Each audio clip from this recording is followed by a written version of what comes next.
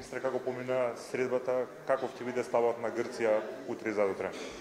Да, важна средба. Прва средба со алтернативниот министер за надворешни работи и министер за Европа на Грција. И мислам дека е важно дека воспоставуваме комуникација и со новата влада на Грција. Ова е втора средба всушност после таа на премиерите во Њујорк, но има символика само по себе за тоа што се одвива во Брисел и всушност праќаме со тоа и порака и до Европската Унија дека европската перспектива доведе до можност да се создадат два нови пријатела во регионот.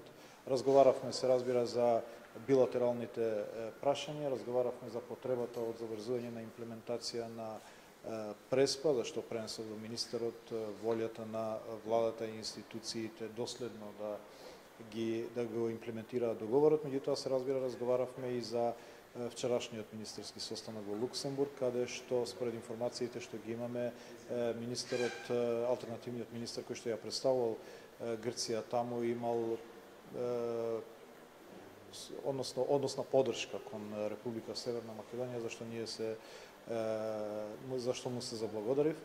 Меѓутоа се разбира, за жал исходот беше таков да немаше консензус по однос на финскиот предлог за донесување одлука за започнување на преговори, со што целиот процес беше префрлен на Европскиот совет, каде шефовите на држави ќе донесат одлука. Се разбира дека грчката позиција и таму ќе биде позитивна, со тоа што не само што ќе гласаат за отварање преговори со нас, туку и ќе се обидат да ги убедат другите земји членки зошто е тоа важно за земјата, зошто е тоа важно за односите помеѓу двете земји, меѓутоа зошто е важно за стабилноста на регионот и се разбира кредибилитетот на Европската Унија.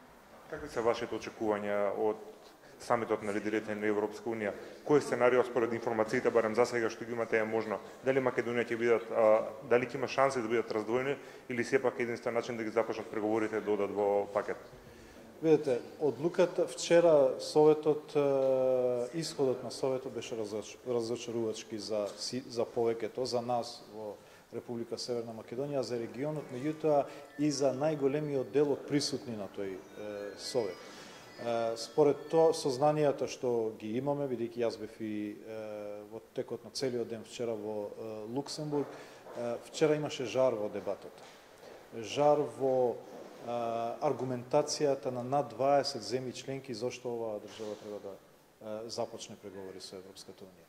Ниту една земја немала забелешки кон нашите постигнувања и нашата спремност за започнување на преговори. Една земја членка го спори начинот на кој што се спроведуваат преговорите и предлага воведување на нова методологија пред да се донесе било каква одлука. Ние остануваме на ставот дека тие два процеси може да се одвиваат паралелно, дека апсолутно не сме против, ниту било кој во регионот е против нова методологија која што ќе го зајакне кредибилитетот на процесот, но тоа може да се одвива паралелно со донесување на одлука за започнување на преговори, а самата одлука е тест за капацитетот на Европската Унија да го одржи своето ветување кон регионот и кон земјата, да испорачува и да го одржи кредибилитетот во регионот. Јас се надевам дека земјите членки и Франција ќе ја свати важноста на овој самит, дека овој не е обичен самит, дека овој самит ја има тежината на Солунскиот самит од 2003 кога е отворена перспективата на Европската Унија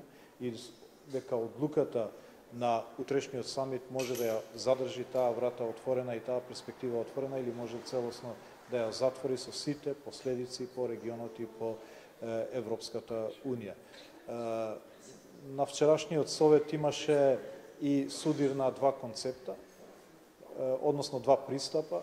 Едниот пристап е тој што инсистираше двете земји да добијат одлука за започнување на преговори, односно одржање на пакетот и пристапот на друга група на земји членки кои што инсистираа само Република Северна Македонија да добие одлука за започнување на преговори. Всушност, немањето консензус на крај се случи како резултат на судирот на тие два пристапа, кој што се надеваме ќе се надмине на Европскиот совет на средбата на шефовите на држави.